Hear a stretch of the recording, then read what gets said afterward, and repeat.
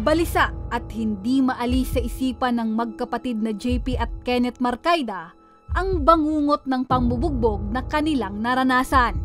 Kwento ng magkapatid, nag-ugat ang lahat sa pangtitrip ng grupo ng kalalakihan na nag-iinuman sa tabing ilog. Si JP na tutulungan sana ang kapatid ay nahila at nabugbog din umano. Kinukursunada daw siya. Tinanong ko naman sila, bakit sabi ko naman kinukursunada yung kapatid ko?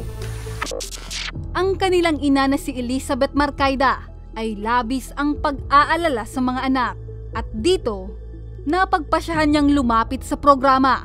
Nagpunta po ako dito sa opisina ng Tabang Ora mismo para mabigyan po ng katarungan yung pambubugbog sa dalawa ko pong anak. Hindi na nag-iba ang desisyon ng pamilya Marcaida.